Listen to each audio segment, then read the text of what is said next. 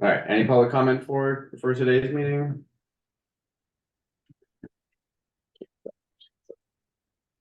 No. Okay. All right. Perfect. Gets us right on time. Minutes for the March 6th meeting.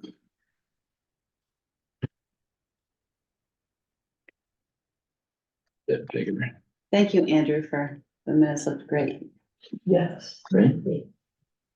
I did have one comment on what 4.3 you said Gary Howard, and I guess it should be Gary Hawley.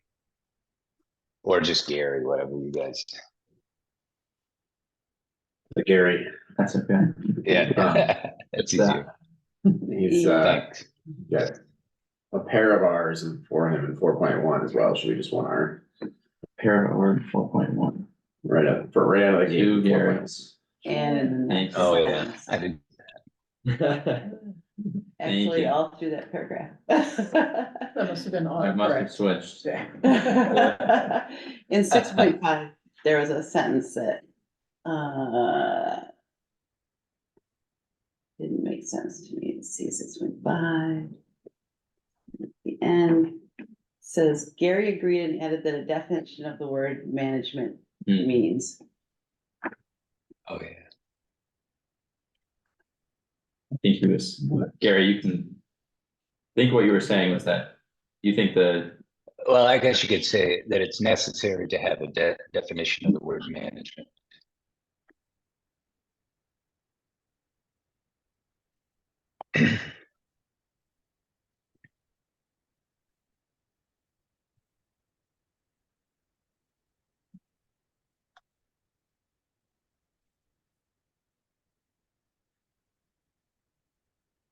go back up with anyone else. Yeah, it's in 6.5. That sentence prior to the one I was looking at. I think he did. But I suggested that they think carefully about terminology and provide definitions of what town forest means, I believe is.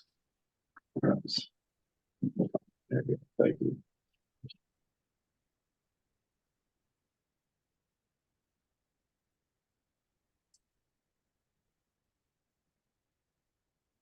Oh, and there, just a real, so in that 711, it's wild, says Eric said that because Oh, yeah. wild about Williston, it says wills. So keep going Will. down, 2 sentences down, and to the very end. Yeah. All the way to the right, just above the word happy. There we go. There Right. Other than that, Any other comments on the minutes from last time? Great job, Andrew. Yeah, it thank was you. good. Thank you. I'll move approval of the minutes as amended. I'll second it. Thank you, Reed. Thank you, Terry. Any discussion on the motion? Not all in favor of approving the minutes as amended, please say aye. I Any opposed? Any abstentions? All right, great. Thank you, Andrew. Nice job. Okay. We're a minute early. It's fine. Wow. Winooski Valley Park District. You guys ready to go? I can't see who's on the screen. I just see a giant Gary.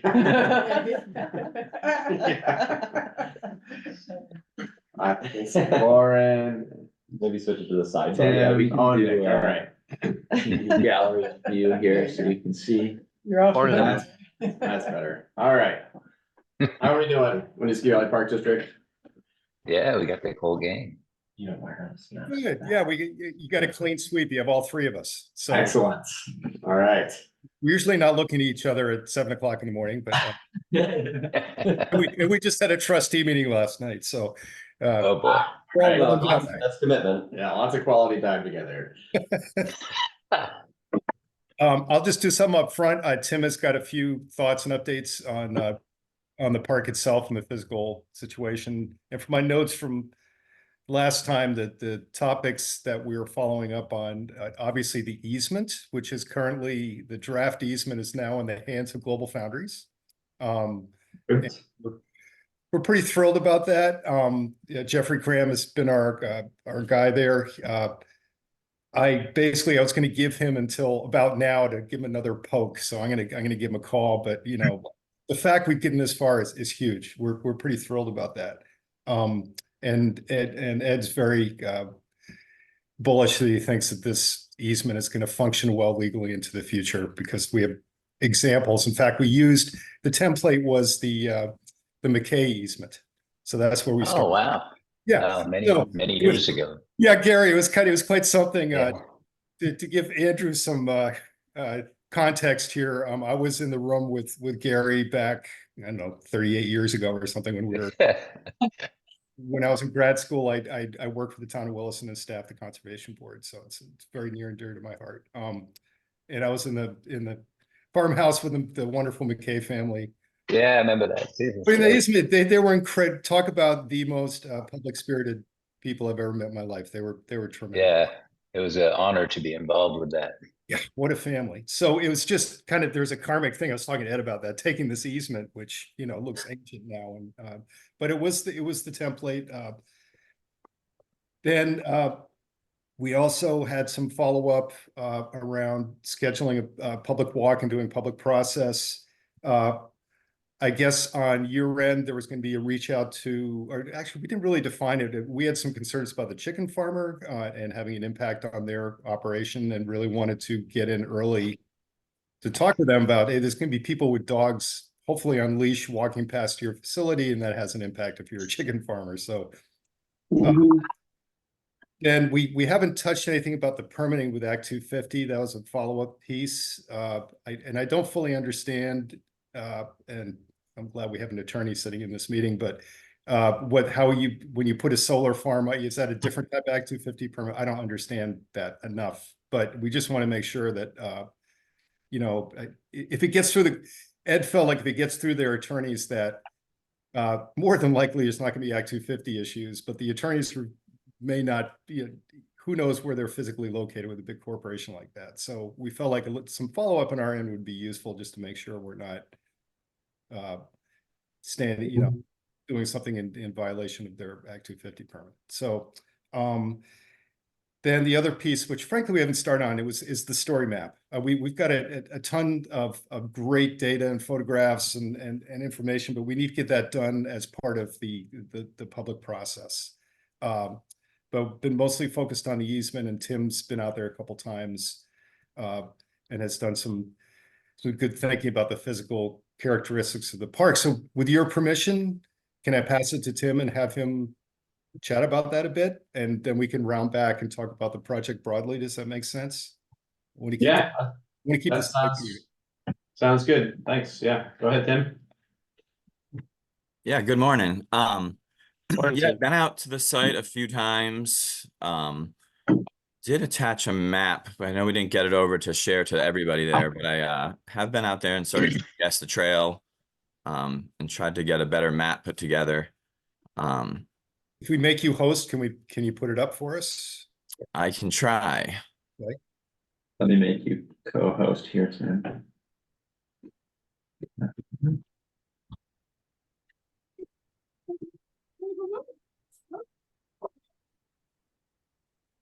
Just made you co-host. All right. Let's try this. I can't even type with people watching me. I don't know how he's doing. Let's see.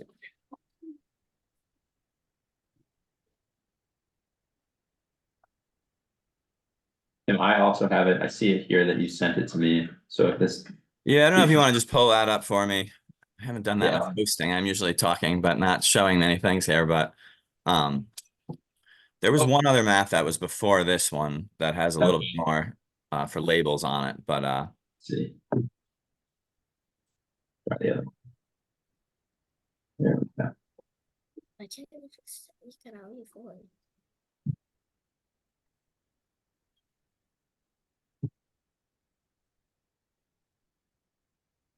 so yeah, this sorry. Mhm. My kids are getting ready for school and poking at me over here a little bit. But yeah, this is sort of a rough draft of the parcel and the parcel lines of neighboring boundaries. you know, the yellow line is the easement until you sort of get over to, sort of the strange, I don't even know how to describe the shape of the Jacob Krantz parcels, sort of a footballish type thing. But, you know, with this access, compared to when we were looking at the, you know, the Baptist church access, you really avoid, you know, some of the larger stream crossings and things like that. We're sort of just edging on, I guess, you know, a forest and a field, which is sort of nice to be on sort of two different habitat types there, you know, for wildlife watching. Um, Generally, it's sort of walking in on, you know, just sort of a nice almost path already that, you know, other than, you know, mowing and stuff, it probably will just almost be able to be developed in that area by, you know, foot traffic, which there's almost already sort of paths there already. You know, we sort of explored, there's the main path that goes through the parcel. Sort of, hopefully we would be able to get to the far end and, you know, through a little bit more exploration out there, be able to get some type of small loop in at the northern end there. If you do come into, you know, some pretty sensitive soils and sort of steeper slopes over there. So it will take a little bit more laying out, but, you know, we sort of eyeballed it and we're out there.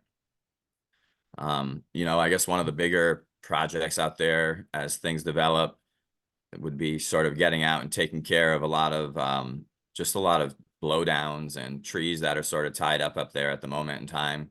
Would be more, you know, a safety issue for people out there. But, yeah, I mean, it seems, you know, I think our main thing is the easement will be, you know, our next, as Nick was saying, the next step to try to get through there. Because once we do that, I feel like everything else sort of starts to fall into place and might happen, you know, be able to happen relatively quickly. You know, with the parking lot is relatively developed already, we just would have to, you know, sort of work with the grantors and see what they would allow, for either fencing or boulders around to delineate a parking area, possibly installing a new gate just to cut off vehicle traffic from continuing up the road along the easement there, but, you know, still allowing access into the park. You know, when there wasn't snow on the ground, we've had a pretty couple nice walks out there, just, you know, sort of taking in the area and trying to get to know it a little better. Just witnessed some pileated woodpecker activity and a lot of tracks on the ground. So sort of an exciting spot to explore. You know, I think our first phase, and I guess it would depend on how, you know, discussions eventually go with the neighborhoods and different things, but, you know, our goal to start would be, you know, getting a trail from the parking area out through the parcel and back out basically to the parking area. You know, some of these different connections are things that might come further down the line from discussions with other neighborhoods and things out there that are sort of off the main parcel there. But yeah, no, it seems pretty exciting. The trail out there, most of it was in relatively good shape. There is, you know, some evidence of, I guess, dirt bike use leading up to the parcel and maybe just being used as like a connector trail, you know, from one of the neighborhoods over there to, you know, maybe somebody even like works on the farm there or something like that. I'm not 100% sure. But yeah, other than compared to the other area that was going to need, you know, a 60-foot boardwalk and, you know, have $50,000 of trail improvements, you know, this area seemed much more manageable and, you know, sort of nice in the way of like flood resiliency and not having to worry about bridges always washing out. It seemed like we were sort of in a relatively like high and dry area, other than, I don't know, there is one bridge that's in pretty poor shape. I don't know if I'd call it a bridge or a dam at the moment. That's coming from the end of one of the, I don't know if it's Morgan Park. I think the end of Morgan Parkway has a bridge that, you know, is on its side sort of in the stream out there currently.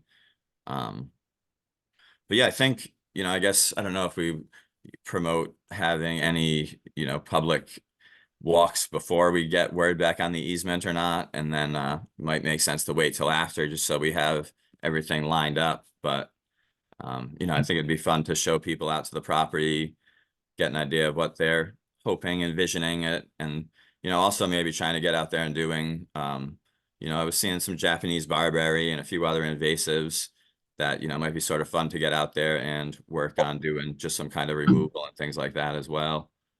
Just to get more public buy-in and get people excited about the parcel. You know, there wasn't a ton of invasives that I noticed on my walks through, but I wasn't particularly paying attention to that, but I did notice some of the barberry and things out there for sure. Awesome. I just wanted, so we've got a couple hands up. I just want to say that I appreciate the persistence on behalf of the Winooski Valley Park District team to make this work. It's been a long, long road, and it's nice to see that we're almost at the end of it, and that's, you know, a testament to the dedication of this team to make this happen. There's been a lot of different options that have been explored, and it looks like this Global Foundries one is going to be the winner. And just looking at the map, it seems like maybe I'm wrong, but the easement from Global Foundries, the trail there is just about as long as, maybe a little bit shorter than the trail in the Jacob Grants parcel itself. That's a lot, doesn't it? Yeah. But you know, it took a lot of time, patience, and resources, and just appreciate your dedication to making this work. I'm not sure who's up first, Gary or Dave. I just have a quick one. While we have the map up, can you point out where the chicken issue might be? Somebody? Bingo. Oh, Yeah, on that whole parcel is pretty, you know, it's used as a farm currently. Currently, I guess wintertime seems like chickens are more by Mountain View Road. You know, they might end up using pasture. Looks like this picture, they have quite a bit going far back there. So yeah, Thank you. that'll be, yeah, discussion, because it is, I forgot, I measured that. I think it might be 1,400 feet from the road to the back of that parcel. So yeah, determining with the landowner there, you know, is it something where we're going to put electric fence up, or it could become a pretty costly, you know, say if it's chain link or something like that. And we also don't want it to be very unsightly. Actually, yesterday I happened to drive out the road there, and it almost looked like some of the farm parking, they might have been directing people to park sort of over in the parking of where the Global Foundries parking area there. You know, so it might just sort of be an area that the farm has sort of used just as convenience. I know they're not, I don't think they're deeded to use any of the property or anything like that there, but certainly a conversation to happen for sure. Thanks. Dave? Yeah, thanks. Tim, did you find any, or I guess, is there river access in any of those trails in that upper loop that you drew? Could you get down to the river? The not directly right on the side of the river there, and that could be for future conversations, because I think some of that little strange shaped area there is I don't know if it's BED or Velco. I guess Velco out there has some of their like floodlands along the side. Yep. And they generally have worked with us over at like Salmon Hole and other areas in providing access. So that could be a future, you know, conversation to have for sure too. Sort of a little bit lower down on the map, my yellow trail sort of goes a little bit off of where the easement would be. If you are zoomed in, you can see where I sort of head to the east there a little bit. I guess right below the hand right now. But there's actually a gate that's right at that where the hand is on the map now. There's a gate that goes down and sort of accesses some of I guess it's some of the utility stuff down there. But that's a very interesting, it looks like people use that to get down to the river right now. There's like a gate that's sort of wide open. You know, that wouldn't be part of the easement or anything like that, but you know, it could be a future discussion or Right. I remember that gate during our walk in the fall, and that was kind of like a steep access road, but Did you actually walk that? Does that go all the way down to the river? Or does it I just? didn't walk down there, but it was Yeah. open, and being wintertime, it was a pretty clear view. It looked like that's how they access some of their utility stuff down there. Cool. Yeah, I think river access is, I want to first echo that this is awesome, and I'm really appreciative that you and the Winooski Valley Park District team are putting all of this together for us. It's really exciting. I do think it would be super exciting to have a park with river access for the town. That would be really special, I think. But if it comes later or after some further discussions with Belco, that would certainly make sense. Because it's an interesting spot, because there, like where that loop trail goes, it does get pretty steep, although it seems like there'll be an area to Yeah. get a good trail in. But people are accessing the river over there currently and getting down to the edge of there. But yeah, it would be good to, just have that in writing so that it doesn't become an issue somewhere that, people are leaving our trail, or that we have to, delineate that 15-foot buffer and not allow people down there. But so it would be nice to, secure that as well I would say it might be nearly impossible. on that. Some of the things have, like, I don't know, FERC was used to require like public access in like areas that were dammed. So I know that we have in Winooski, years ago, were over at the Winooski One Hydro Dam, and the people that worked there were actually being pretty flexible with when we were trying to get canoe access. We were really exploring different like put-ins. I'm not sure that much ever came of the spot we were looking at, sort of behind some of the development down there. But I think FERC requirements allow like public access, or it's part of their requirements that, so hopefully it would be allowed. Yeah, they might. It's definitely worth looking into. They may also come back and say, well, we've got Overlook Park right just below the dam. And that meets their FERC requirements, but it's certainly worth checking into. Yeah. It also might be better if the Winooski Valley Park District did control access to the river, because then there will be less erosion or problems with, sediment going into the river if people are just kind of going in there and doing whatever they want. It's a Yeah. tough, I mean, for those who've walked the site, I mean, it's a tough transition to the river because of the slopes and the soils. And, Mhm. but Well, and the change in the height of the water, I Yeah. just remember that it drops off quickly. And that's part of the reason that there's only a very narrow flood area there, like right where the purple trail kind of touches, right there. The reason it's so narrow there is because it's literally a cliff. Mhm. And so the water can come up and it doesn't really come in at all. So you just have to remember that any kind of put-in would have to accommodate varying water levels, and that's kind of a challenge. So A put-in this, might be difficult. I could see a put-in being difficult just because of like your portage to get there would be, really difficult unless people are ATVing down there. But yeah, it's interesting. I mean, you can see where, that our little loop trail was pretty close, and that was sort of me just like scoping it out. So I'm probably I think I was at sort of like a high point in the land among some pine trees that had a really nice view shed out to the river there. But I don't know how much of like a scurry down the hill it would have been to actually, because ideally, yeah, you could fish and do other things down there. It would be nice to be able to pop over there. It would be cool. so when you're talking river access, you're talking about people bringing their boats down, or just people going fishing, or just exploring? Was that? I think Yes. from when I look at this site, I think more of, more exploring and fishing access, and yeah, just spending time by the river. Yeah. Less That'd so be a than long ways for canoe the put-in. tiny boat. Yeah. It sounds like this would not be good access for swimming either, based on the steepness of and there's probably a pretty significant drop off. I'm thinking of the swimming hole spots along like the Richmond parts of the river, but it sounds like this would not be appropriate for that. And Yeah, I that'd be think more that's fun. when we went on that public walk with Melinda years ago, where that loop trail is, that where it goes out, it is I remember it was a big steep cliff. Yeah.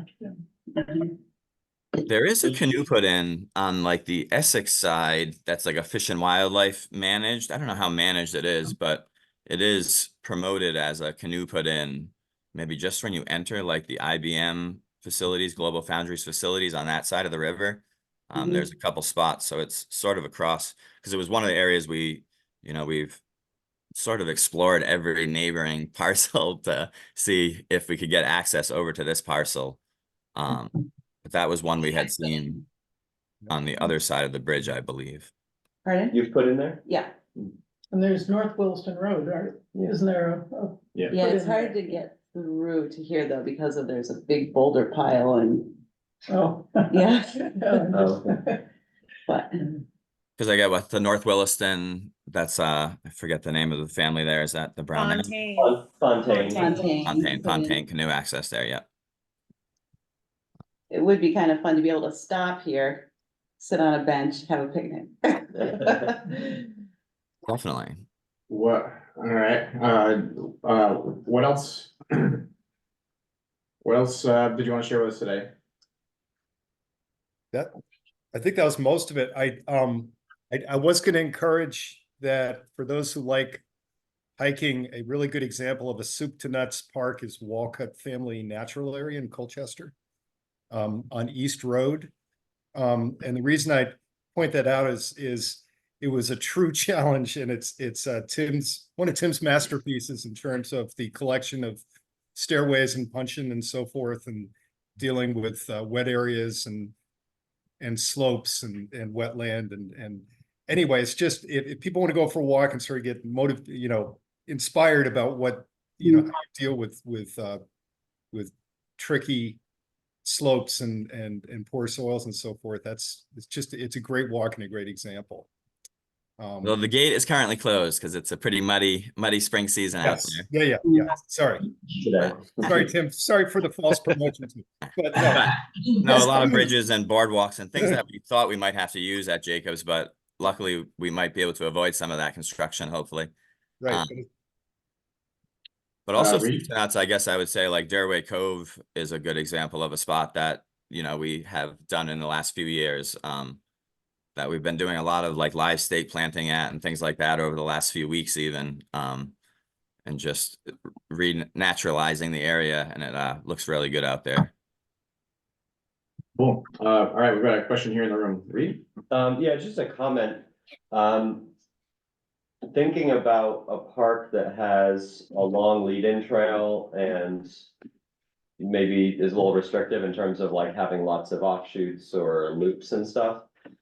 I would like to see personally some creativity around like what people can do in the park. And I'm thinking about things like natural outdoor play structures so that families can go and kids can, basically have like, I'm imagining like a jungle gym type thing, but made out of natural materials. I don't know, things like that, or areas that have been set up with multiple benches so groups can have a picnic together.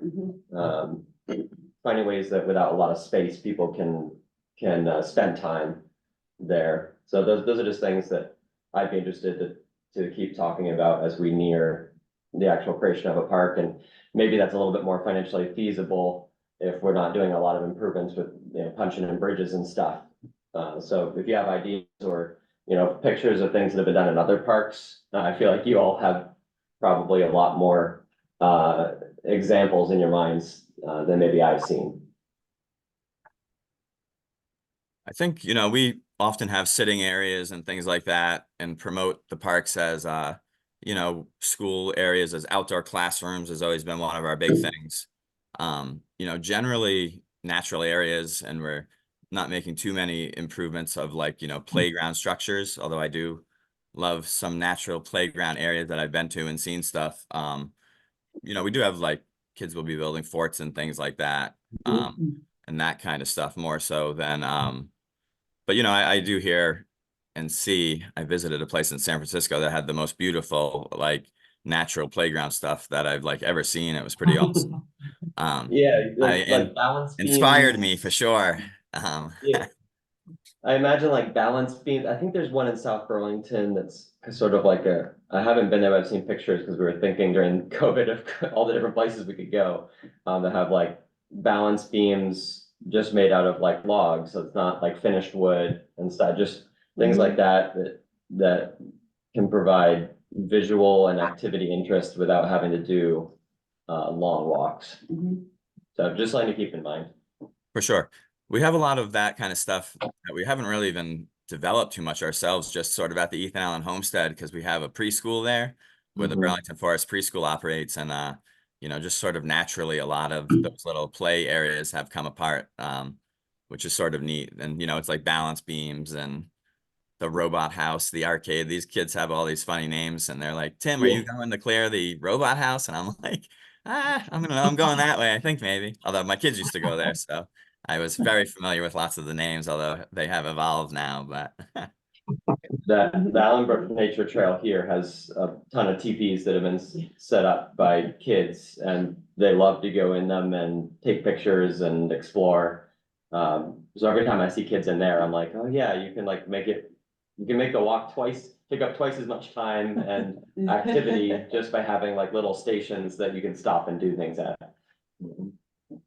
and you know, one of our goals is always like, you know, education at these areas too. So yes, and trying to, you know, have them all overlap is a great thing for sure. So I had a question on how long is from the parking lot to the corner of the parcel? Is it a half a mile, 3/4 of a mile, or 1/4 of a mile? You know, I Just don't, curious. It looks long, it but might just be about wondering. 3/4 of a mile. Okay. And when you Like, get onto the parcel to the left there's that kind of bump out. Did you explore it all in that area? And is there, I think that's how we walked in a couple of years ago. Where sort there of was heading down to like the Morgan Parkway area there, or to the More bittersweet she's talking about on the left. bittersweet there. Yeah, there's that like landlocked parcel in there where it says GF easement Right. ends. To the left of that, there's that whole bump out. Yep. Kind of a, yeah, on the other side of the power line. I just wondered if there was any, just to put more trails in there. For sure, yeah, that could be, you know, we sort of were just looking at this main trail as the starting point, but you know, that could be an interesting area. I guess I sort of see a stream running through there. It's a Right, stream, yeah. But Yeah. you know, as a bump out, or, you know, I guess some of these future possible connections to neighborhoods that we might, you know, might get explored further down the line, could be interesting over there. Although it could be interesting to explore, and, you know, the stream, like we can see there, might be a interesting, you know, point of interest.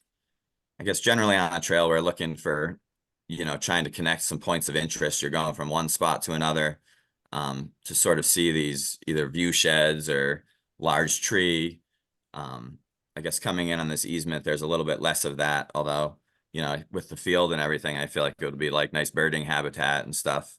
But as we develop it and try to lay something out, you know, looking for, you know, a wolf tree or different other markers from different, you know, the history of the property and things like that, or evidence of wildlife, just to have different features people are sort of drawn to. My Cool. son's sitting over here asking me what a wolf tree is, but it's like a big tree that would, like, you know, if this was used as a farmland at a point in time, there might be like a pine tree that was left in the corner of the property and is like just like a humongous tree, that sort of shows the history of the parcel. Excellent. Anything else for today on this? I don't think it's, I think next step is, I poke Global Foundries from afar. And when we get action on the easement, I'll reach out to Andrew, make sure that he's totally up to speed of what's going on. Okay. So that's, and then I'm also gonna be reaching out to Green Mountain Power and Transco over the next couple of weeks. Reconnect with them. They were very supportive. They couldn't offer us any easements, but they've been very supportive. Excellent. Sounds good. All right, well, we'll let you go a little bit early then. Yeah, Thanks, I know, in the fall, I think Terry was out working with us out at Delta Park doing some invasive removal. And Yeah, that was like. we're hope to start that up again in the over the next month or something here, but if anybody wants to join, we've been doing a big buckthorn and honeysuckle and other invasive removal through a Lake Champlain Basin Program grant out at Delta Park that has sort of really transformed the understory of the park and the view out to the lake and everything like that. And but yeah, it's sort of just been a great project that we've had a bunch of different people from other town conservation commissions and things have come out and joined, and a lot of people from Burlington and things. So it's just been a fun way to get people out working on something together and get excited for pulling invasives and managing some land. So It was a good workout. Rewarding, too. Weed wrench. yes, if you never used a weed wrench before, they're pretty fun.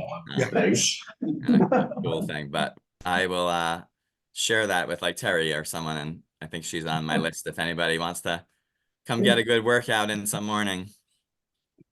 Okay. Can you sounds just good. keep us up to speed on it? Yeah. Okay. Sure. Thanks.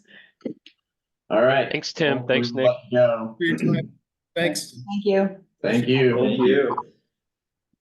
All right, so we've got about 10 minutes until our next agenda item. We have 2 discretionary permits to review today. One for the parcel on Knob Hill and the other on Ricky Vista. So, yes, the HDA for Nob Hill is not the actual review. We have a draft report, Yep. but Simon had initially set this up, and I think it's a good idea Oh, right, I remember, okay. to talk about the process with the applicant. I believe we have Malcolm here. I believe the biologist who did the report is also going to attend. Okay, To talk about the process with the town. Yeah. And as we think about future policies, et cetera, that I think it would be good to get some feedback. okay. So, should we wait for the biologist to arrive then? Or are there, you think we'd be okay to get started now and then? We can, if we wanna wait, then we can go to, cover a couple of the other business topics. Yeah, why don't we do some other business, just, Okay. All right, so we'll do that. So what do you have? So we have this 4337 St. George Road update, and then Kim, let me know she has something to share Okay. as well. okay. I wanted to give a quick update on the AT parcel. I did reach out to the property owner. I have not heard back from him. I did look into some of, you had some questions about easements and transfer of development rights and tax rates, or sorry, really it's assessed value. And so I went and spoke with Dick and Michaela up in the assessor's office, and they kind of gave me a crash course on assessed value and also the current use program. And really the assessed value is a very simple process in Williston. They don't look at the development status of a parcel, or really well, I guess it's not the development status, but they're looking at the parcel and valuing it without any context of if there's easement, who owns it, how it's conserved, it is farmstead or non-farmstead. So that is the main thing that comes into play. Dick did talk a little bit about how our last assessment was in 2016, and so many of these parcels are undervalued. He also did tell me about kind of how that process has changed and how GIS has allowed for some more information about each parcel. And looking at that parcel, we looked at the same charts that we did in our meeting, and looking at the slope, looking at the wetlands and the relatively low development potential. He was saying that, hey, maybe this is assessed a little high. And so that's something that the property owner could talk to the assessor's office about. It has a tax implication for them. But that was an interesting That allows a point. little bit of a value add to help a homeowner determine whether they potentially are over assessed. Right, Because right, they likely wouldn't go out and research that right, themselves. right. But can I ask a question? Mhm. Sorry, if it is, even though it has low development potential, it's assessed higher than it should be, then to, donate a conservation easement, that would be better for them because the tax benefit would be the difference between, how much they could potentially get for the land and how much the conservation easement is that correct? If I'm understanding correctly, I don't think so. Okay, I think that if there is a conservation easement, they aren't looking at that. They're looking at who owns it. And if you're paying taxes on it, the value of that land. And so. I don't know if that Okay. answers Are your you talking question. about with, like, if they were to go to sell it? or um, donate a there- conservation or- easement, Yeah, sell the property. yeah, There's almost no value in that back portion. Right. Because it's steep slopes, far away from the road. Unlikely to be able to create, what's it called, a site for a house. Mhm. Building envelope, an appropriate location for a building envelope. So you're saying, like, if they were to somehow get some financial benefit out of it through an easement, then it probably wouldn't hurt them in terms of the value they could get when they sold it to somebody or tried to add a house to subdivide it. Is that what you were no, thinking? Okay. I was just thinking, they say, okay, Town of Williston, here you go. I'm donating this conservation easement to you. Okay. Or this land. So there's a certain value to that. For their taxes, That's a good like point. at the end of the year. Right, so if it has, if it's assessed at a higher value, wouldn't the difference between the conservation easement and how much is assessed be what they could get back on taxes? Is this that's what I'm thinking, does that make sense to anybody, or am I making this up? If they donated land, I could see that. So, Yeah. Go ahead, Gary. Right. Well, I was just gonna say, as far as property taxes, I'm not sure that, what the consequences of that be. At least in the past, when people, as far back as McKay's donated conservation land, their the value of their land didn't change as a result of that. Hmm, Some would argue it may be more valuable because it can't be developed nearby in terms of selling it. It might be more valuable. But we Okay. don't necessarily get a change in property tax as a result of donating the land or the conservation easement. Do they get to write it off on their taxes? So you conserve Yeah, the land trust. I don't know about that end of it. That would have to go to a Yeah. CPA or something, but I know it's tricky. Mhm. Now, okay, am I wrong in this? Did I read that the reason they came to the town is they're interested in selling some of the land? They are interested in selling. So they want to subdivide. They're not gonna sell their whole parcel, they want to subdivide. They want to sell a parcel of land. A parcel of land to be conserved specifically. Oh, to be conserved. Not They don't to- want it to be developed. So So Okay. Andrew, can I ask you a quick question? I know we discussed this last time. Are they aware of the fact that they have to set aside 75% of the land to make a subdivision in that area? So that was part of my message to them. Yeah. About the development potential. I haven't heard back from them, and I asked to continue that discussion. I told them about some of the other things you are interested in. Reed's talking about a trail easement, but yeah, I haven't heard back. And I Okay. remember seeing you about talking to their neighbors, because that other Mhm. neighbor Yes. was interested, so that would. That was also part of what I reached out and let them know and gave them everything from the meeting. Yep. The one other thing that we didn't really touch upon was the current use conversation.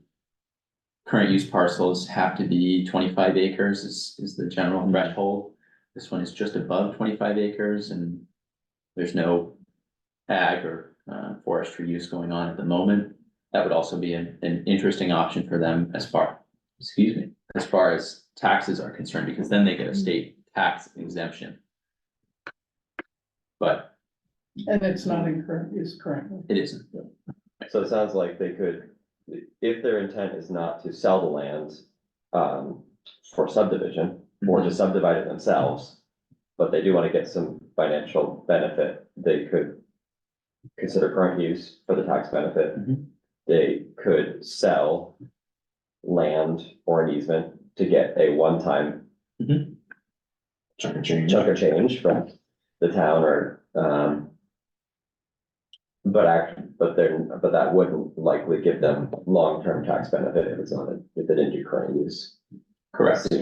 That seems to be the two kind of. Yep.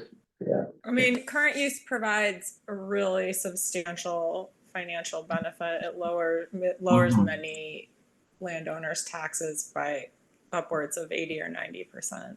So that if that's like the primary goal and it's an eligible parcel and it's a good fit, then, and they're open to active management, that's the caveat. yeah, and I know that even the quote unquote, like, managing for old growth type direction is still active management. But they don't have to do, they don't necessarily have to be managing for harvestable. It really Trees, depends on the parcel. So just as an example, I know Has to there be have appropriate. been a number of landowners that have really wanted to enroll in current use under that managing for old growth and just not touch anything in their forest. And if you, for example, have like a ton of invasive species, then Yeah. the whole like, well, we're not going to cut anything wouldn't necessarily work. Like you would have to harvest those. So it's like super parcel dependent what Yeah, okay. I don't know if Gary has seen other examples, but I do think like often harvesting or cutting in some capacity is integrated into current use plans unless you have a parcel that was like recently clear cut or something like that. Not always, but many plans. And so that there are some times when landowners like elect to not enroll in current use because that objective is not aligned with like their values, for example. Another suggestion is they could talk to Dan Boomhauer about how, because his is in current use program, and I know he does logging operations. So I'm sure he would be happy to share kind of how it works for them in terms of their management plan, as well as the cash flow of doing the logging, and whether it really is paying for itself, or maybe even giving them some financial benefit, so. And even Dan might be willing to give access to get them to lumber. Right, the sometimes you land. can work with your neighbors to say, hey, let's align our plans so that the logging happens at the same time, and they can use the same logging roads and save some costs and stuff, so. Sounds like in combination of current use possibility and the town looking at their current assessed value, those two things might make it, they could gain some positive financial, they wouldn't be paying so much in taxes, so. All right, so. Thanks for the update. Good conversation. Cam, how quick is your update? We're still waiting for the consultant to log in, looks like, but we should also get back to the agenda. I don't know. I mean, I think it could be like 3 minutes. Or it could be a longer discussion if people are interested in it. Ready, set, go. I What can was that, just Gary? say I said, ready, set, go. You got 3 Okay. minutes. I'm just like kidding. really fast. I'll tell everybody, and maybe then people can think about it, and then we can come back to it at the end. All right, that sounds like a good approach. Okay. All right. A little Really while fast. ago, several of us attended the Historic Preservation Committee in town, and I have forgotten what that acronym is actually. And one of the things that we talked about was like stone walls and cellar holes in forests, and if anybody knows where those are and if we should map them and if they're cultural resources. And then since then, I've had a bunch of conversations around town forests and historic preservation because I have a master's student doing a town forest project. And then someone in Rubenstein sent me a call for a grant proposal that the goal of which is to like use community scientists or whatever, citizen scientists, whatever term is popular these days, to document cultural resources that are like either under threat or like under risk of like being lost because of COVID or climate change or other development pressures. And so it seems like it could be a good way to do a little project where we get funding to have people who are interested walk around in the woods and drop pins. Document these sites. Okay. All right, cool. Thanks for the quick primer and maybe we'll have a few minutes to come back around to that at the end of the agenda. Thanks, Kim. All right, so 699 Nob Hill Road. We had a habitat disturbance assessment done for this one. This one was first one through the new model where the town hired the consultant to do the habitat disturbance assessment. Andrew, can you do a quick, like 1 minute memory refresher on this project before we? Yes. Thank you. Share the. And while you're doing that, who do we end up recruiting for a consultant for this? So Patricia or Patty is online. Oh, hi. All right. Hi, Patty. She is the consultant, and we have her report. All right.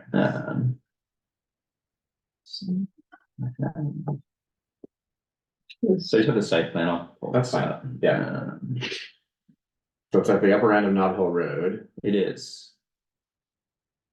So it's at the upper end, and if you recall, Malcolm, who is also online, owns the house. It's up here on at 699 Nob Hill Road. There's one other house past that, I believe.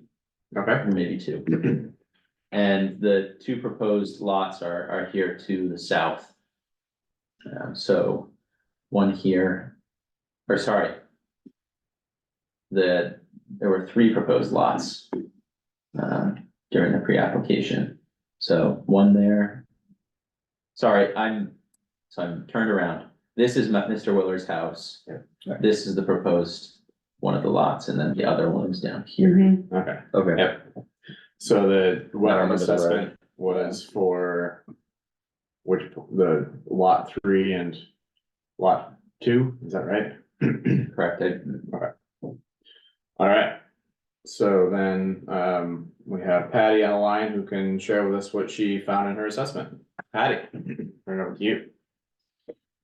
Thanks for joining us today. Oh, thank you. I'm sorry I don't sound the best. I have a bit of an issue with my bronchitis coming back. Oh. Geez. Yeah, so I am not familiar with your process. I expect a bit of a Q&A. So as far as the report, everyone's read it, I assume?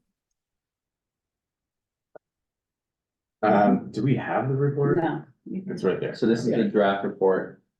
Can you blow that up a little bit? Yeah, Yes.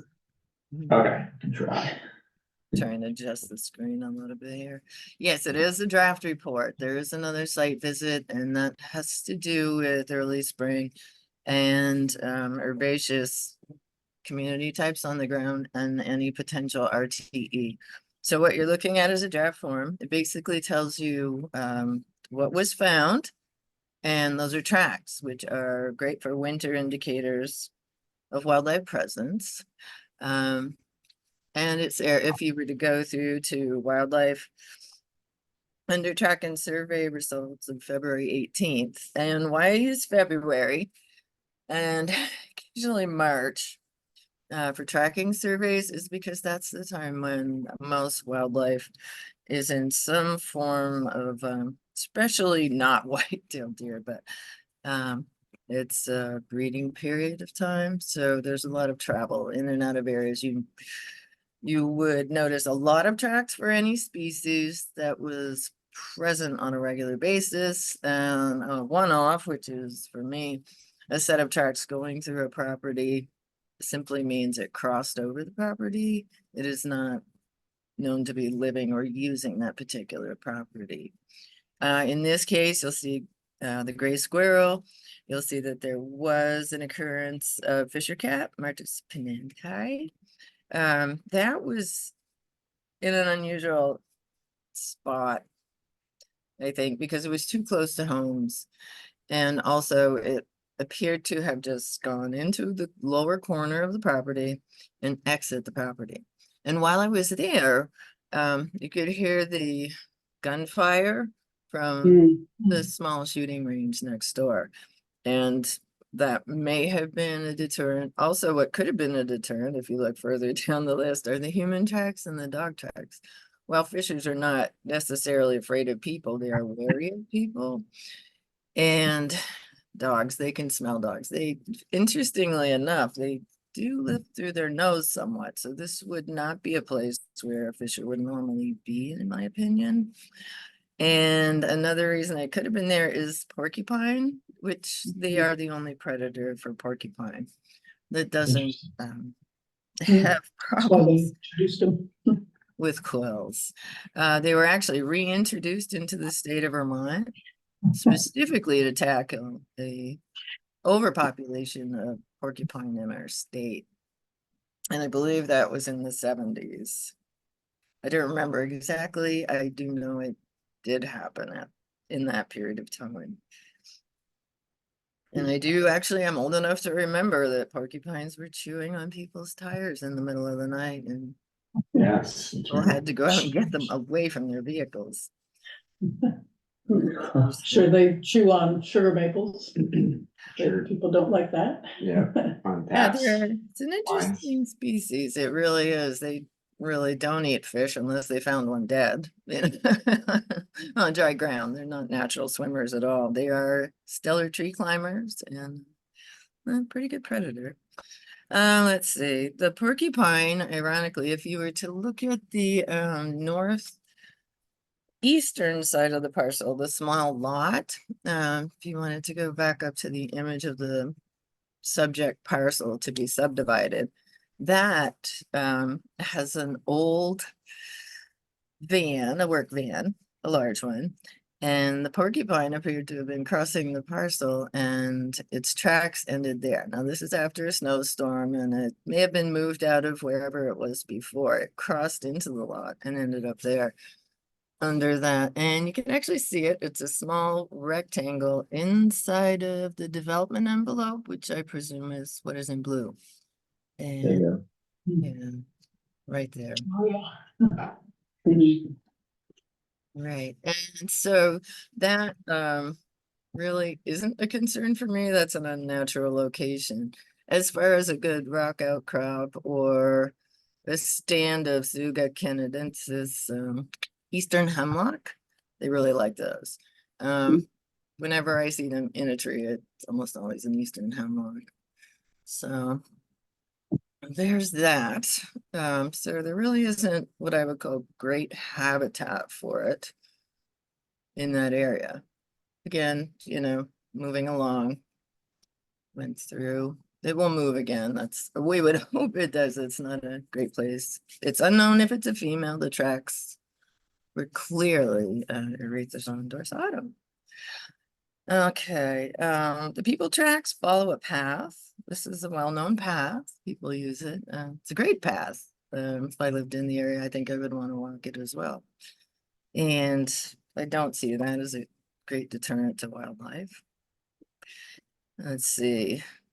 For that particular area on the south side, I only looked at it and commented that the area along the small stream, which eventually it's intermittent. You'll see it, let's see, coming down through a culvert on the very southwest corner of the parcel. There's actually a line where that goes through. That particular area, just maybe no clearing in that area would do it. But salamander will continue to walk through there and get up to their area up above. There's two, it's like really large vernal pools that are slightly northwest of the house. They are on the adjacent parcel though. Walking the edge of the parcel is where I noticed them. So you can see those two there. There's a number of different research studies that have shown, well, they're likely to come from above and move down into the pools. My on the ground experience, they'll come from wherever they come from. They are maybe more likely to come from above, but they're not going to come from the areas that are already disturbed where the two homes are located, the home below. They will just be moving around and crossing the property.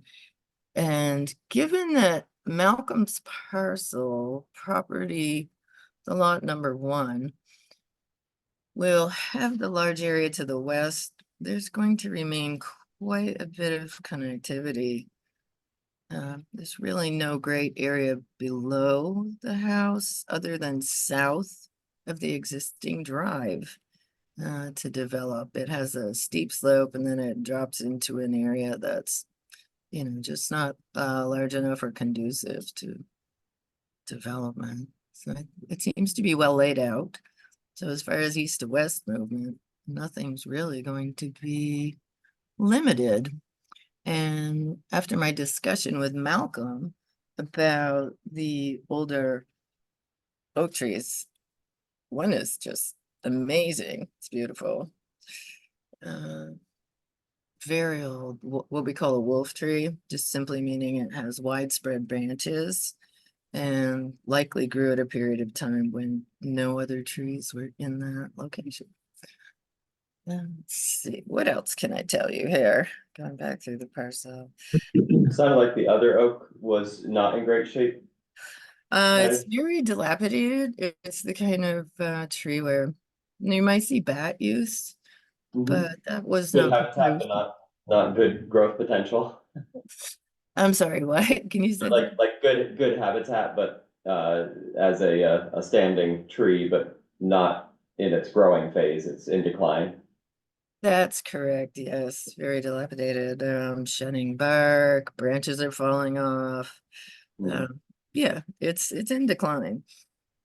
For sure, which is great for woodpeckers. All species of woodpecker love a tree like that. Little brown creepers, nuthatches, red-breasted, white-breasted, because it's going to have probably more bugs and, excuse me, and therefore a food source.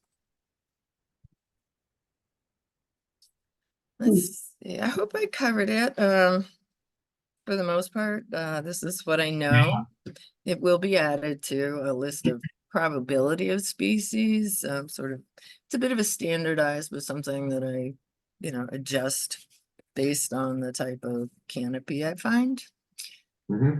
And yeah, so that would be plant and animal species, including birds. Okay. And herbaceous growth. So questions. Sorry. Hope I didn't Yeah, ramble too long. this was great. Thank you, Patty. Questions for the commission members, both, I guess, specific to the to Patty's assessment, but also just to the process as we've moved through it so far. Terry? So the recommendation was to move the envelope. Did we, the bottom one, is that the outcome was that for the migration of the salamanders? Is that correct? And I didn't really see, couldn't see what was the original one. I didn't look back, but was it moved by much or was it? No, it was not moved by much. Just an area with a little bit of room to follow the stream. And the reasoning behind that is if you go immediately south, not too far south, what you find is another wetland. Okay.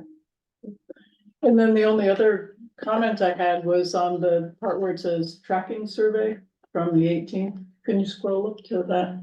So I just was reading through the portion about the Fisher cat. And so you go through, and it was great. There's a lot of detail and talking about a lot of different tree species and animal species. And that one about the Fisher cat goes through and it ends up that last line. It says Fisher cat will also hunt and eat outdoor domestic cats. And I would just like to see that not put in there.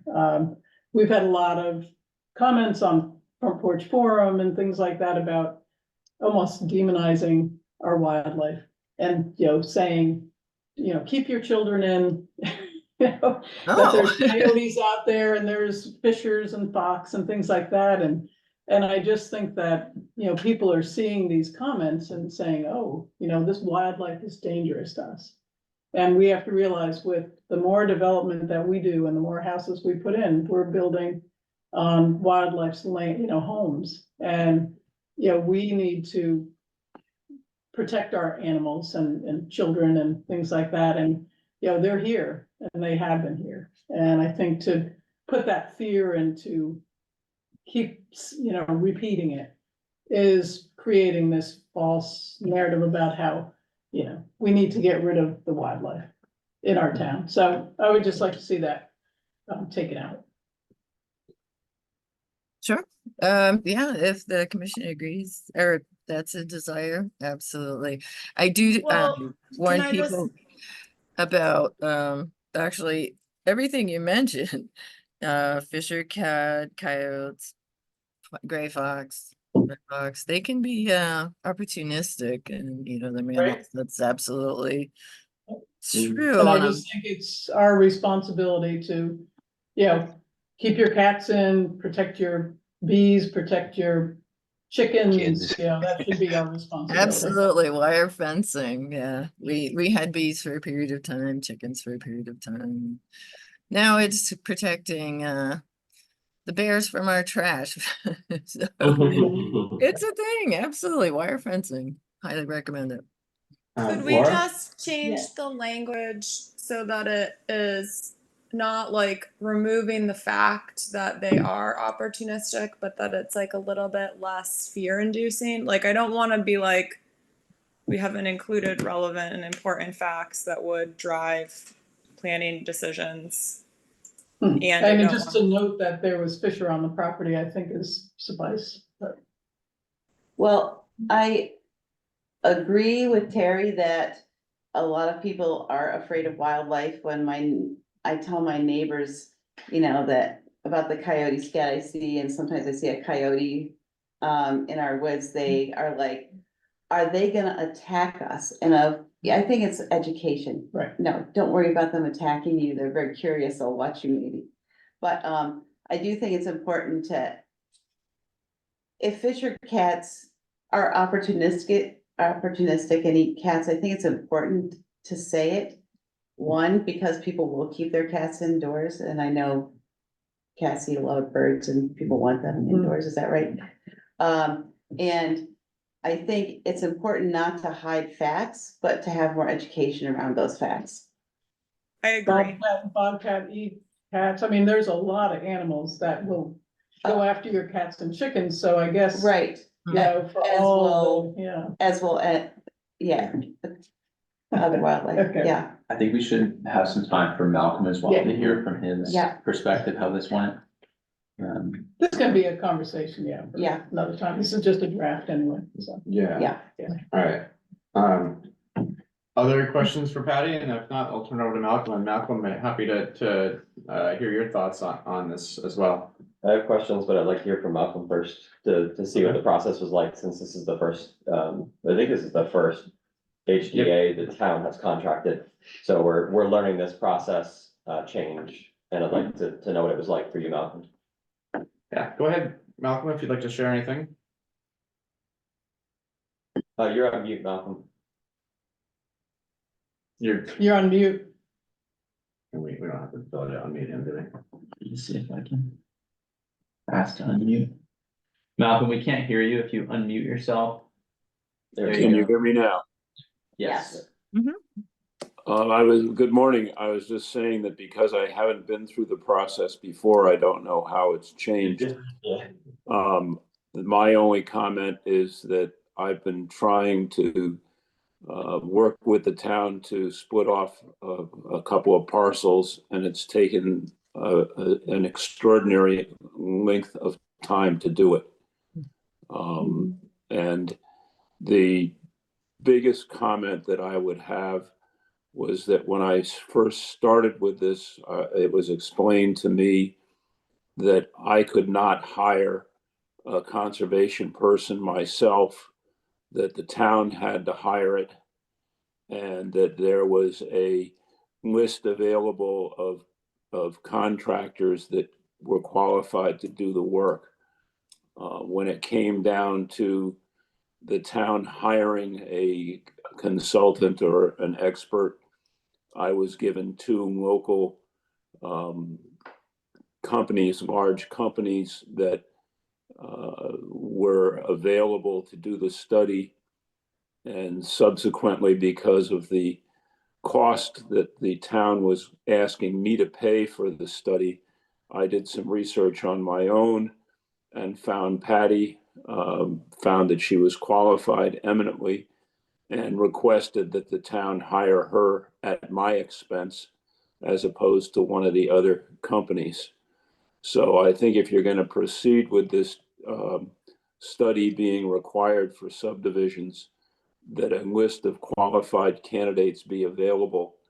And also, I felt that when I asked why I couldn't hire one, the response that was given to me was that if I hired the person, they may not, they may slant their report towards me and not be accurate. That offended me. I hire a surveyor to do a job. They do a job. The town accepts that. If the town feels that somebody that I hire is going to skew the results, my question is, well, if the town hires somebody, are they going to skew the results to the town? It just didn't seem fair. So that's my major concern with the process that I've gone through so far. Thank you, Malcolm. I guess this is the way this process worked out is different than what my understanding was a little bit. I guess I had thought that the applicant would pay a fee to the town, and then the town would recruit and essentially hire the consultant. So that is a little bit different. I don't know what other commission members thought, but Reed? Sure, yes, I would agree. I think I can see, Malcolm, where you could think both ways. The thought process that we had when we were considering changing it to having the town hire the wildlife biologist for the assessment was that the town actually doesn't have a preference between land conservation and development. We have bylaws that define what is appropriate and what is not appropriate. And so we consider the town to be essentially neutral. The Conservation Commission receives the report, but we, I guess this time around, since it's some of the first ones we're taking a look at this draft. But I actually think it's important that the Conservation Commission not comment on recommendations in draft reports, but rather just comment if there are things that weren't checked that we would like checked, to make sure that the report is essentially like comprehensive. But I think it's very important that whoever we hired gives their professional opinion with no influence from any party. And our hope was that by the town doing that, the town does not have an objective on seeing the land developed or not developed. Our only objective is to make sure that if it is developed, it's developed with the best guidance around habitat disturbance taken into account. So I just wanted to say that about the history of why we decided to do this. And the other thing is that as far as I'm aware, we've never had a property that's proposed for development change significantly as a result of a habitat disturbance assessment, which made us a bit suspicious that the disturbance assessments were being too tentative in the language that was included, because we've had dozens and dozens and dozens of them in recent decades and had never really seen any change in what gets developed or how it gets developed. So we were trying to do this sort of as a test to see whether there was a chance that intentionally or unintentionally there was some bias in terms of the recommendations being made by the consultant. Thanks, Reed. Other questions or comments on this? I think I would like to talk about the process. We're a bit out of time today, but for next time, we can talk about that process. Mhm. Anyone else? I just have I have- oh. Go ahead, Malcolm. I just had a quick question as to what the commission would like to see next before I can move forward to requesting the subdivision. I defer to Andrew in the next steps in the process. So next steps would technically be to review the finalized report and for the Conservation Commission to make recommendations to the DRB. Okay. Once that process is finished, the applicant can apply for the discretionary permit. Okay. Malcolm, when you have a discretionary permit ready, you can submit the final habitat disturbance assessment and we will bring it to the Conservation Commission prior to that DRB meeting. So that will be the timeline for that will be more condensed. An example is we have an application here today that it's going to our April 9th meeting. And so you can kind of see we're mid to late March. The DRB meeting is on April 9th. So once you're ready with the rest of your discretionary permit application materials, you submit this with that. Then we will come back here. I think the board might discuss whether or not they need the biologist present. I think Malcolm, if you wanted to attend, I would encourage that, but Okay. I don't know if it's necessary for the biologist, for Patty to be here. I don't think so. Yeah, I appreciate your time today, but I don't think it's necessary to call her back in again. So my question is, do I have to wait for the May or June plant survey? And that has to be reviewed by the Conservation Commission before I can start the application for the discretionary permit? So the finalized report, the HDA, is required as a part of your discretionary permit application. So Okay. you will submit it with your discretionary permit materials. So you can start getting those materials together and then submit them all at once. But it Okay. does need to be finalized for you to submit it. Okay, so we have to wait for Patty to do the plant survey. And then how long after that gets done could I expect the commission to act on it and make their recommendations? So once you submit, there's a 6-week warning period before the discretionary permit application is reviewed by the DRB. Within that timeline, we will get you to a Conservation Commission meeting for review. Okay. So basically, we're looking at August or something like that before I would be on the list. Yes, around that time. Okay.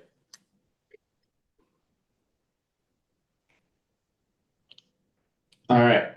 Thank Eric, you. I just had a quick question for Patty. Sure. I think you answered this in your discussion of the memo, Patty, but it looks like the only recommendation that you've made is in what is being, I guess, lot 2. It's kind of hard to actually read that, or lot 3.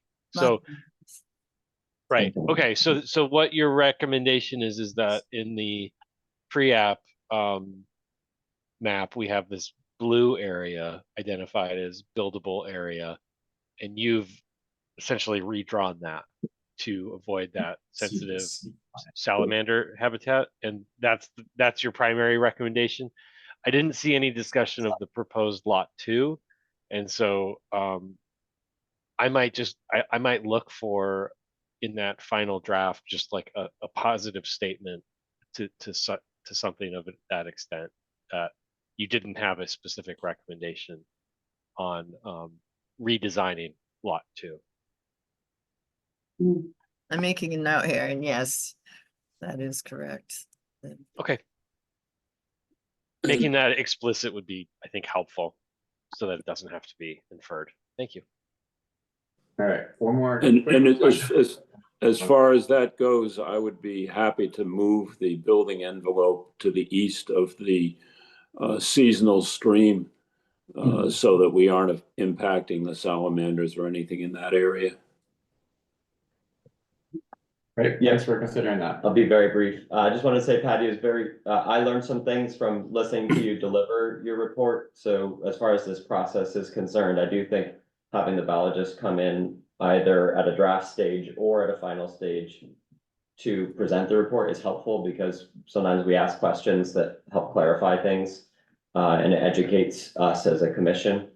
And the second thing is things like having specific language about lot 2 are actually help us move along quicker for somebody like Malcolm, so that we know exactly what the recommendations are for each piece, and we can move quickly through our review. Thank you. That sounds good. And as far as, let's see, the last piece, which is just another on the ground for plants, there are ways to work around that, but I worked with Arthur Gilman for many years, and he's arguably the best botanist in the state of Vermont. He wrote The New Flora of Vermont. And excuse me, I've got some kind of a virus. Anyway, it would be a generalized list instead, but when asking about any kind of, rare, threatened, or endangered species habitat, we've just always gone with on the ground surveys. So I just wanted to offer that up. There are ways to generalize a list that may be associated with certain habitats. And this is a bit of a intergrade between 2 different forest types. So sorry, that's just what it is. And that's it. That's all I have to go. Great. Thank All you. right, well, thank you for your time, Patty and Malcolm. We do need to move on to our next agenda item. We don't have any action on this one today, right? I'll get the next meeting. Okay. All right, well, thank you very much. Thank you. All right, so next one up is discretionary permit 23-09 for 10 Ricky Vista. Andrew, we don't have anyone else going for this one. We have, I'm sorry, I can't remember your name. Brian, yes, thank you. Brian here, who's here on behalf of the applicant. And you want to can you give us a quick overview of this one? Yes. So this is a discretionary permit project at 10 Ricky Vista in the ARZD. The Conservation Commission has reviewed the pre-application for this project. This is the discretionary permit phase. The proposal is for the subdivision of a 29.09 acre parcel. The applicant is proposing a 22 acre open space, a 5.5 acre parcel for the existing house, and 2 additional lots for each for a house that are both around 0.8 of an acre.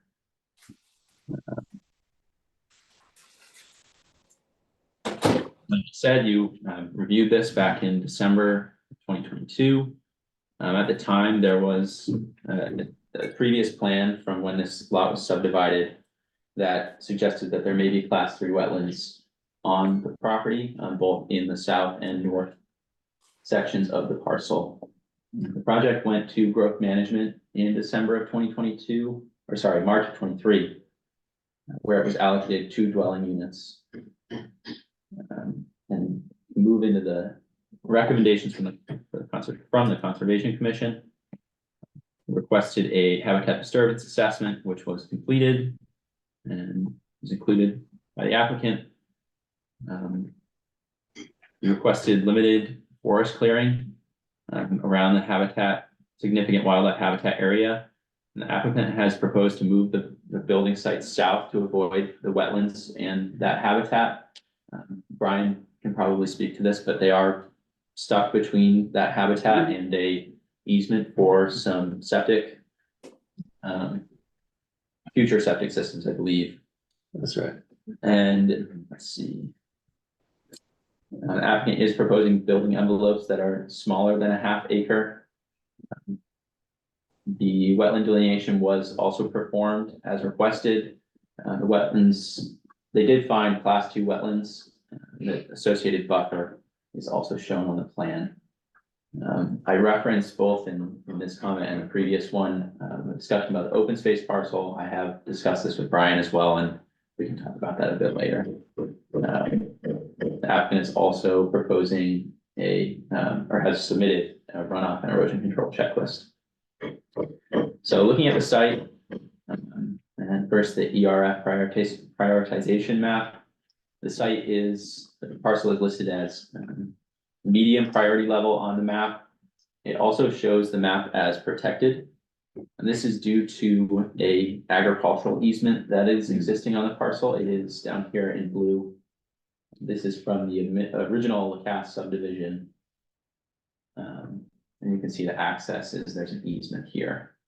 The town also has a trail easement on the north end of the parcel. Worth noting. Moving on to the wildlife habitat area. There is significant wildlife. It is within a significant wildlife habitat area due to the designations of both core habitat and travel corridor. The applicant has submitted that habitat disturbance assessment. The HDA concluded that development will result in no undue impact to wildlife habitat. It states that the clearing of approximately 8,000 square feet of forest edge will have marginal impact due to the limited value of the area that it has for wildlife. Into the view shed, there is some secondary foreground view shed on the visual assessment official map. It's right on the edge of where that proposed development is. The Conservation Commission should discuss whether the project maximizes the protection of the identified view. That view is from the growth center, up looking south. From 2A. Walker Hill Road. From Yeah. 2A, okay. Yeah, there's residential development on 2A. Yeah. I would imagine it'd have to be Walker. Okay, from Walker Hill Road, okay. Yeah, But the land does drop off pretty Yeah. substantially. it does. I should mention here too that the applicant has proposed a building height that will be absorbed into the trees that will be behind the houses. Okay. There are no flood hazard areas as far as watershed health. The proposed development does not have steep slopes and the disturbance is minimal. The applicant has provided the checklist that is required. For wetlands, the wetland delineation was prepared. There are some recommendations about how the wetlands are delineated. Because the wetland is not being crossed or touched by development, a functional assessment was not completed. Right. So WDB 29.9.4 states that a 50-foot buffer should be provided for a class 2 wetland. The applicant has showed this on the plans.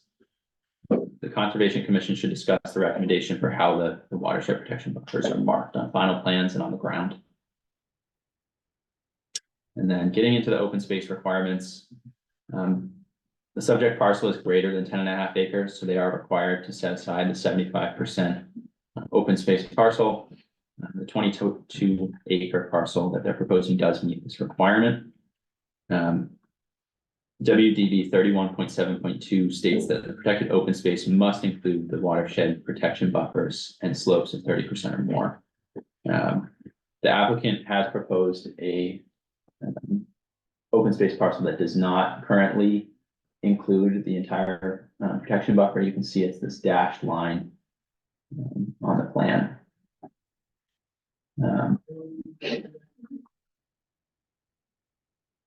So Brian and I have discussed this, and the Conservation Commission can discuss alternative options.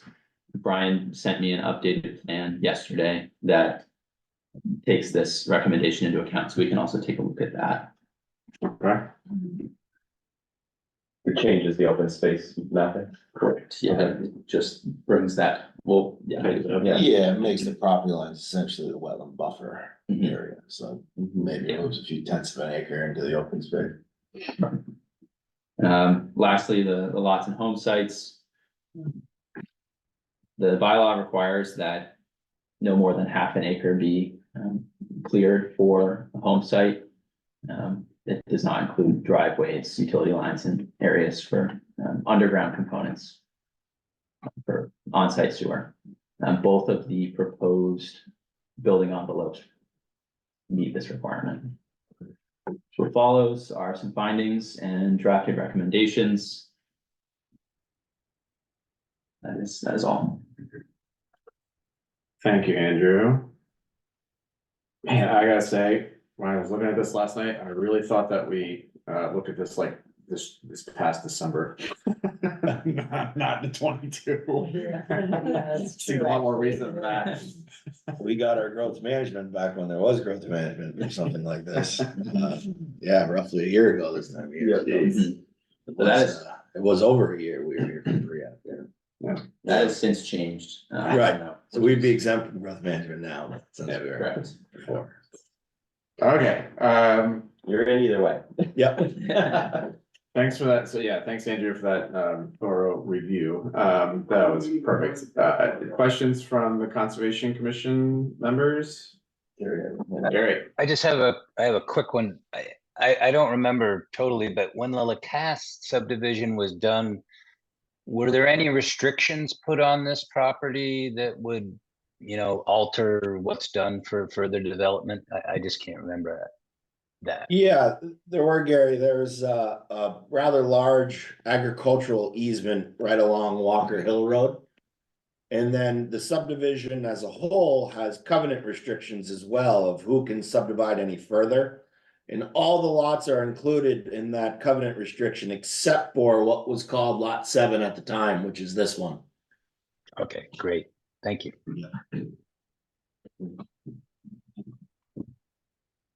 Other questions or comments? Do we, given, sorry, Andrew, do the recommendations here reflect the updated map that Brian sent you yesterday? They do not, no. Okay. Perhaps we should look at that and fully discuss them then. Yeah, let me. Fortunately, I have a hard copy. Hold it up to the camera. Yeah. Man, I like it. I have it, I can put it up on the screen as well.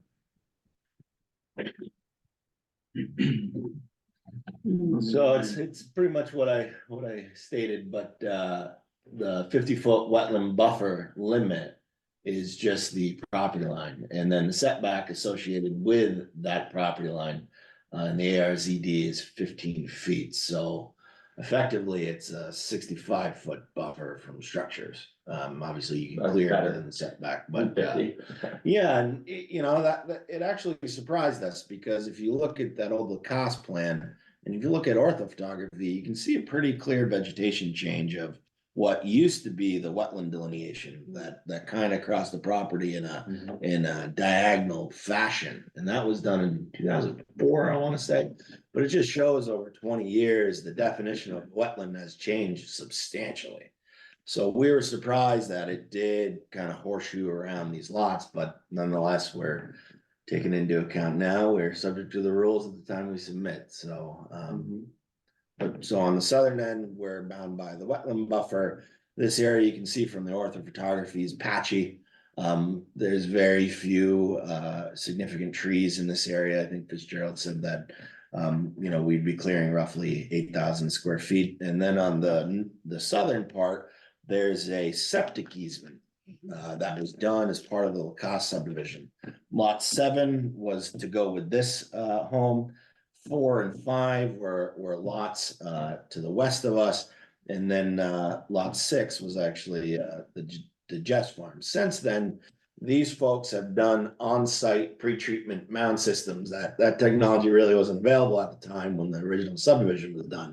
So rather than installing thousands of linear feet of force main to get to these septic areas, they've done their own septic systems on their site, or closer to the homes that were built.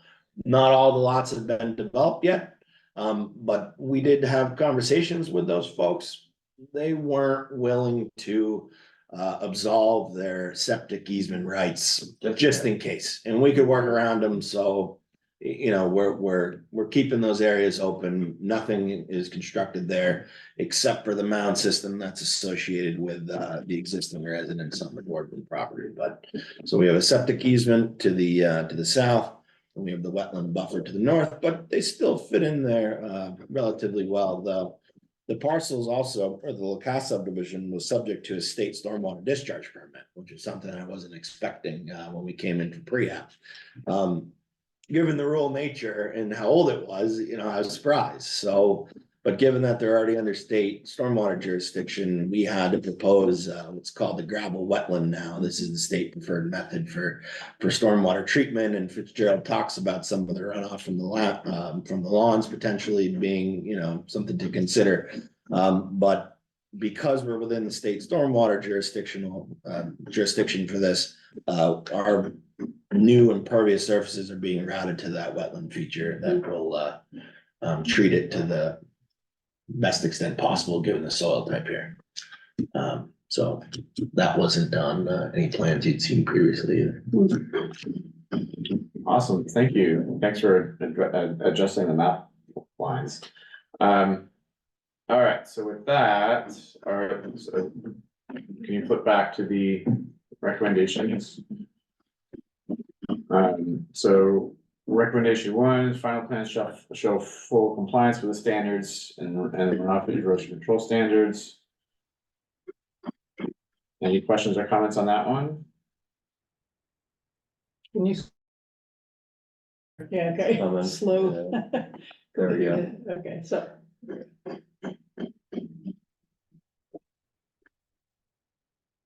Second is delineated what watershed protection buffers must be clearly demarcated on the final plans, on the ground with boulders, fencing, or trees.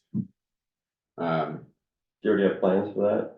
We don't. The wetland rules say anything within 25 feet of impact, you should demarcate. We like to leave the options open to the future owners, whether they want the maintenance of a boulder. Seems, if I live there, seems pretty nice. Split rail fence looks really nice when you put it in, but inevitably isn't taken care of, has been my experience. So our preference would be the birdhouses or boulders, but Birdhouses or boulders? Is that what you said? yeah, generally, I remember the bird. yeah, the birdhouses were, that's more of a 90s thing, but they're coming back somewhat. Yeah. Is that something, so if that's not gonna happen now, is that something that can be required by the new owner? I think as long as the condition states that they shall be demarcated and give those 3 options, they can do whatever that suits them. So then when they would come back in, that's when that would be decided. No, so, No. they yeah, if have the to- DRP approves them before they get their CO from the town, then there would have to be demarcation around that buffer. CO being certificate. But we wouldn't have a conversation with them about it. They would just have to go to DRB and show that they're complying with with the requirement. That's all. So if we wouldn't be happy at a later date with seeing trees used to demarcate it, then we should remove trees from the recommendation, because the DRB is gonna be using that to judge whether they've met their requirements. So if I remember in other situations like this, other parcels, boulders were suggested because Yep. they're much more permanent I and mean, if somebody Yeah. wants to put in and maintain a fence, that's also been effective. But I don't find trees to be effective. They're too easily removed. Yeah, we're okay removing trees. The wetlands program generally falls under the, other. Not that I don't like trees, just they shouldn't be the demarcation in my view. I don't know how others feel. yeah, I would agree to remove the trees and leave either boulders or fencing. Okay, how, folks online or Laura, any other thoughts or opinions on that one? Nope. No, Yeah, none here. Okay. All right, so Andrew will remove the reference to trees, perfect. Anything else on that one, on number 2? I guess I would just say, Andrew, we don't want to discourage, I don't know if the future buyers will even know that we remove trees, but we encourage trees, it's just they're not good for demarcating wetlands. Add them in addition to boulders. Okay, so then, number 3, we need to, update this one, given the new map. Right, so, this one, should now say something, I guess, like. What the plans are in compliance with open space requirements for watershed protection buffers. I think the two options I see here are either to leave it, and the applicant, Brian, you're planning to bring that updated plan to the DRB. Yep. He can basically go before the DRB and say that, hey, this was called We out. met it. I have this updated plan, and it's addressed. I think that's fine. I also think that we could mention that it's been updated in this recommendation if we want, but I don't know if it's necessary. So it I've hasn't, seen it. it hasn't decreased the 75%. No, it's gone up. It's increased, It's gone up, increased, right? yeah. It's gone up. Yeah. So, Yeah. Yeah, I didn't do an equal swap. It was so small that Yeah. we just. okay. I would be in favor of just leaving it, so the DRB can just do their final check that they agree. I don't think we should be saying that we think it's, or that they should, that it's been met. I think it's Yeah. really the DRB to confirm. He'll likely have it in the staff report. Yeah, the staff report will mention that we looked at it and it looks good. And I personally think that looks great for the applicant too, that they're responding to our comments. We try. Okay. Thoughts from anyone else? Any other, questions or comments on these findings and recommendations? I have a quick one on number 4. I don't know if we've got that far yet. On finding 4? Yes, Okay, well, maybe it would be more the recommendation. You know, we could say in that finding said there are no new desired trails because there is an existing one along the northern boundary of the parcel, apparently. Yeah, there's an easement. Is there a Okay. trail there though? There's no Well, an trail. easement, Yeah. and I guess, yeah, and to me, an easement implies there is a desired trail. Right. yes, yeah. So, Word new. yeah, so you're just saying add in the word additional, Gary, so that it says. Well, no yeah, additional. yeah, there are no additional desired trails or new, whatever you want to say.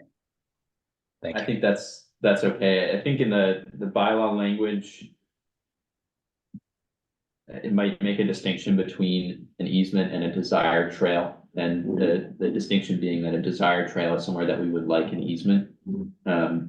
So once we have that easement, does it become, it's maybe a moot point, but I think it's exactly. There are no additional. Okay, Thanks for pointing that out, Gary. Anything else from folks on findings or recommendations?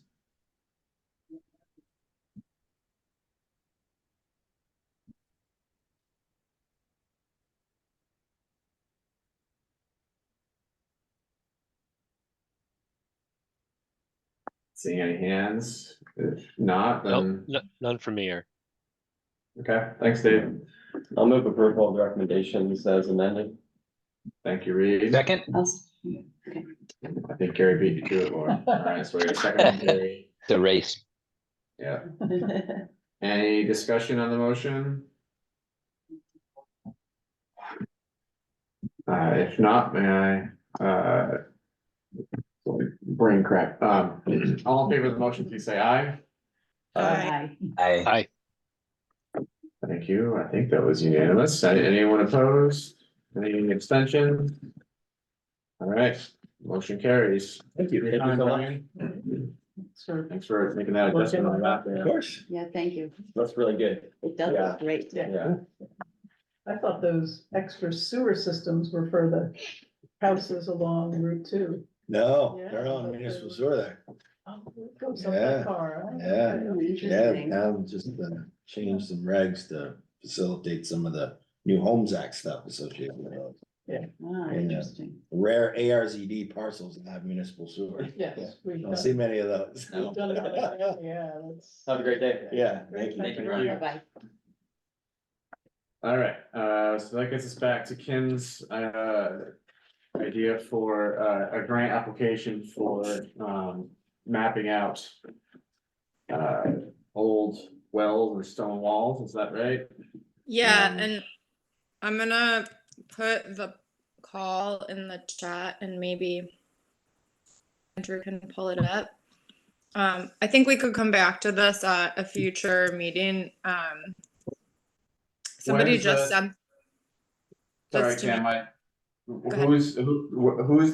who's offering the grant program and when is it due? Good questions. Okay, so this is a proposal, an RFP from the National Endowment for Humanities.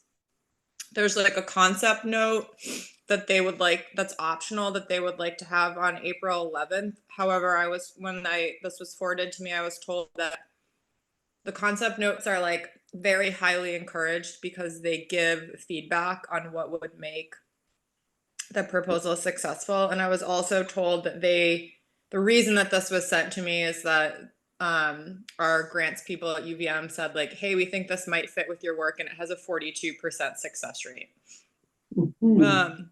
42% from UVM applying, is that what that is? No, the National Endowment for Humanities funds Accept 42%. Oh, Yeah. okay. Which is like, that's quite high, yeah. We should apply more often, yeah. Right. Exactly.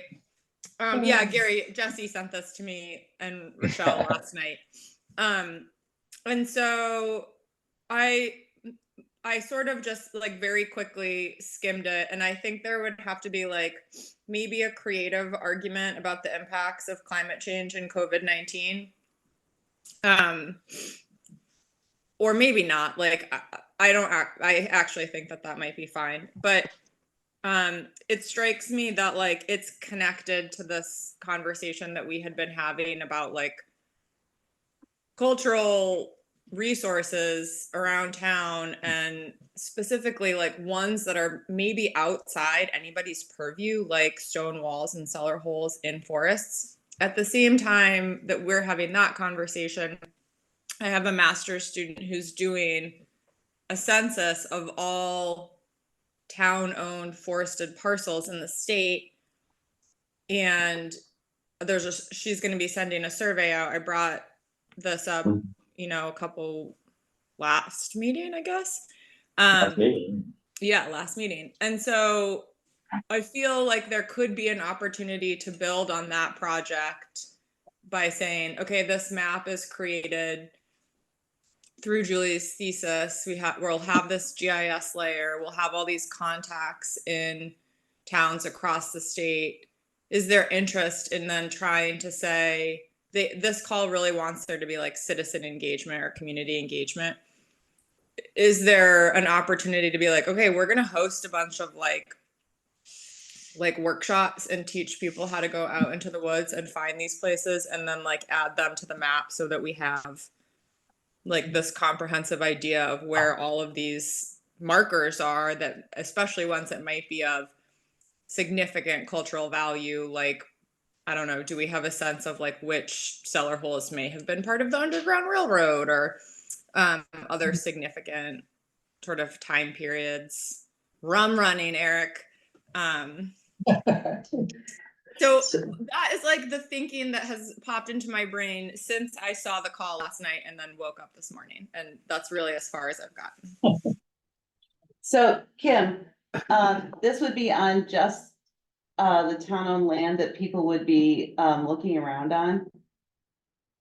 No, I think I'm sorry, I just took a bite of food. I think we could put whatever like boundaries on it that we want. I just like my initial pass was like, ooh, let's build on Julie's work, which is on town-owned land. And it's like a nice clean delineation for a grant reviewer to be like, oh yeah, they're using the same parcels of land. That makes sense. But I don't think it has to be. I think like if whatever, I don't know how Gary feels about this, but my like grant and paper writing strategy is like my methods have to be defensible. Or if they're defensible, then I'm okay with them. Yeah, I just think town-owned land, I think if these are in danger of being destroyed, that would probably happen more on privately owned land. That's all I'm thinking. But I think it's a great idea. This is pretty Yeah. exciting. That might be true. Yeah, it's an interesting argument to make. The National Endowment for Humanities presumably is public funds, so I would think they would, in my experience, want their grants to focus on publicly available spaces. But with this concept, Laura's got a good point that, you know, if this is a resource that we're worried about disappearing, it's more likely to disappear on privately owned lands than public. People might be really Or maybe interested, the though. argument, oh, go ahead, Laura. Oh, sorry. People might be really interested because that is,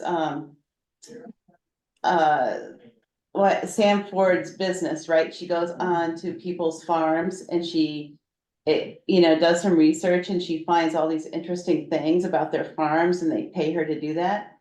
But if you had people who were trained to go out and look, people might be really interested. Like the farm that's on my hill, I found, this beautiful stone structure over this little teeny creek that they had made, because that's like the first thing you want, right? Is to find your water source before you build your farm.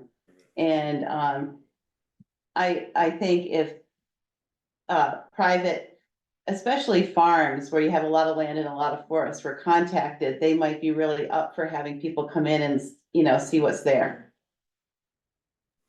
Yeah, I mean, I think that there are like a million different projects and probably many of them are good ideas, and the work of like writing proposals like this, I think, is like about drawing boundaries, and we could like decide as a commission if we wanted to put in a proposal that focused on Williston, or if we wanted to put in a statewide proposal with collaborators and like what land we should focus on. I think there probably is an argument to say like public land is getting more recreation because of COVID, and that poses a threat to the preservation of these. Like as there's more people in the woods, there's more opportunity for these things to be damaged.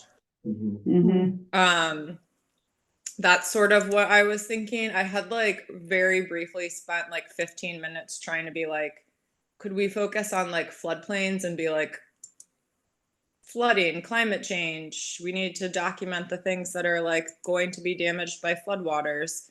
And then like my like thought process didn't really lead me anywhere. But that's all to say, like, yes, Laura, I think there's like a lot of ways to slice this and like pitch a project.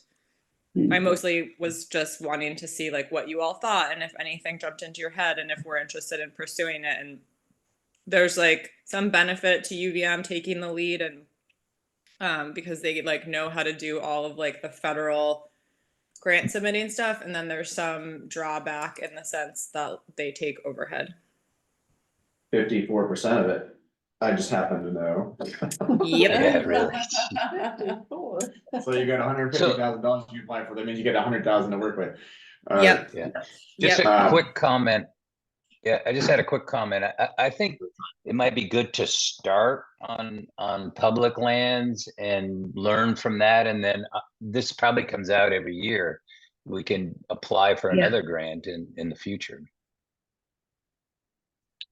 Yeah, so I think, so we're out of time for today. Andrew, if you can just scroll down just a smidge to those 5 bullets that highlight different types of project activities that might be supported through this program. So that's, there's some interesting things in there, examples, I mean, that, we could take a look at. And Kim, if you wanna, take some time and flesh this out a little bit more, I agree. I think I don't know, I guess it'd be up to the town to look at whether or not they want to try to apply for a federal grant. It is a lift. Or if there's another organization that you can partner with who's got more experience applying with federal grants, that has a lower overhead cost than UVM, or maybe UVM's willing to waive. I've seen that too. They waive their federally negotiated indirect rate from 54% down to something lower, and then throw the difference in as match. Right. So that is like my favorite grant trick, and that I would do at Plattsburgh. And I don't know, Gary would probably know better than I would how frequently UVM does this, but I would go to the grants people at Plattsburgh and say, hey, the majority of this work is actually not happening on campus, so it's not taking campus resources. Can we have the off-campus rate, which would be like 18.5%? And then, yeah, exactly. They would count the foregone indirect as match, which helps you then say like, oh, also we're matching 20-something%, which is not, I'm always amazed that like, that's not actually real money that exists anywhere. Yeah. No. So I can ask about that. I just have one last comment.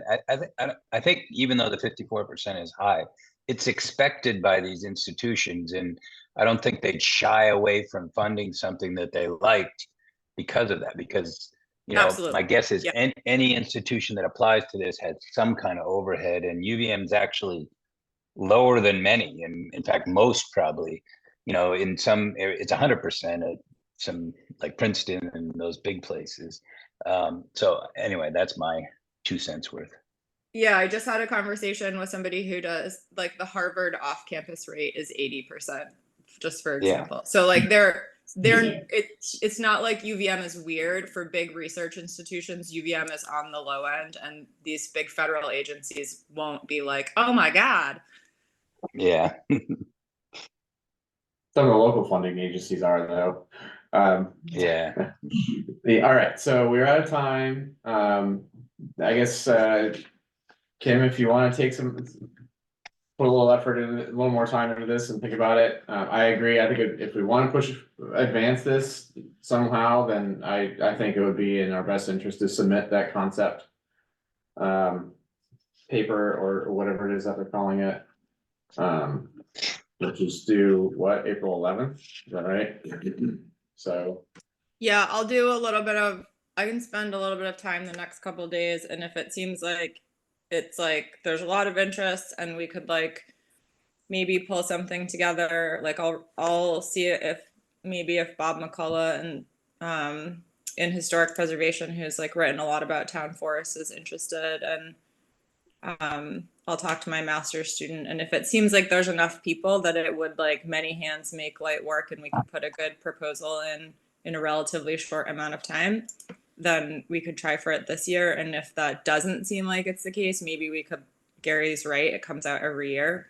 I looked at the funded proposals and there are like forestry ones, so we could plan for it for next year. okay, sounds good. Great, thank you for making time for me. Yep. Can I make one quick statement before we stop the call? If anybody has suggestions on a demonstration site for Nomo May rewilding, especially if it's on town land and the Conservation Commission could help negotiate it, that would be a good thing to be thinking about before the next meeting. You don't have to answer now, but you can email me, email Andrew. We're just looking for Fire demonstration sets. station. Fire station. Yeah, we can try again this year. All right, meeting Great. adjourned. Thanks, everyone. Thank you. Thanks, everyone. Can you Thank you. Have a good week. And Andrew, can you